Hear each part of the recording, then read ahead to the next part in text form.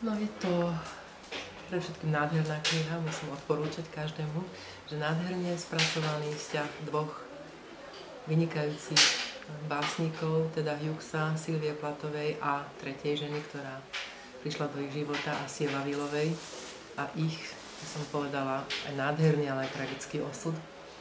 A v podstate je to o láske, o veľmi silnej láske.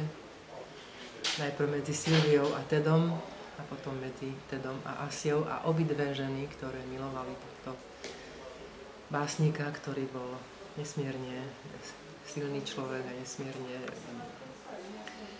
príťažlivý, skončili dve ženy rovnako samovraždou, že si pustili plyn, a dokonca Asia tak, že aj s dieťaťom, čo je v podstate skoro nevydržateľné na to, aby to človek vnímal takéto veci. A v knihe je to nádherne spracované tak, že ten dej ide ďalej a aj po smrti obidvoch, Asie aj Sylvie, ešte sú tie životy dotiahnuté až do konca, aj po smrť teda Hughesa, a dokonca až po smrť Sylvie, tedy syna.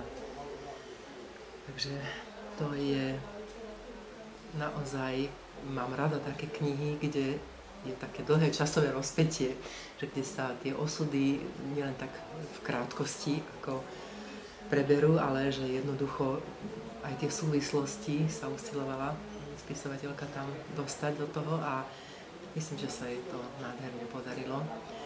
Trochu som mala problémy s tým titulom knihy, že Pytliakové ženy, lebo neviem, teda to Pytliakové ženy sa môže myslieť dvojako, že on ako pytliak, to znamená človek, ktorý je v prírode a ktorý je zviazaný s prírodou a novú mytológiu robí v anglickej poézii. Ale to môže byť aj tak, že jednoducho ho zaujímajú cudzie ženy, takže je to taký dvojznačný názov, ale nakoniec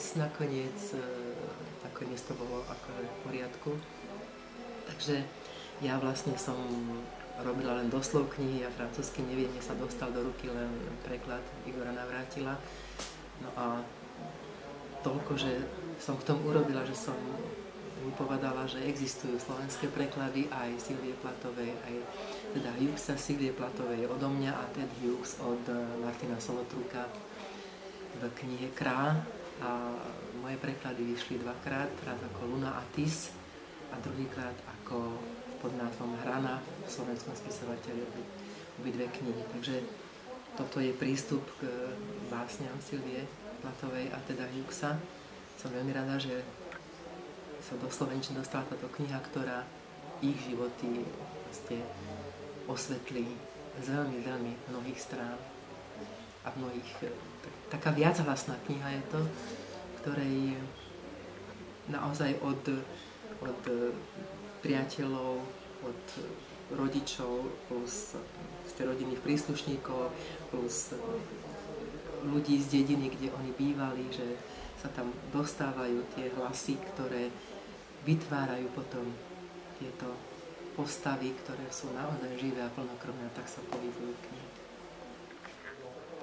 Rád by som touto cestou tlmočil pozdrav od autorky románu, teda Pytliakové ženy, od pani Claude Pujas-Dreno, s ktorou som sa jednak stretol v marci v Paríži, keď som bol u nej konzultovať nejaké prekladateľské úskalia. A keďže nemohla sa osobne zúčastniť na dnešnej prezentácii, tak v dnešnom popoludňajšom rozhovore ma požiadala, aby som tlmočil pozdrav od nej, pozdrav jednak vydavateľstvu, aby som vyjadril jej vďačnosť za to, že kniha mohla vyjsť v slovenskom preklade, a zároveň zaželala knihe dobrú čitateľskú púť.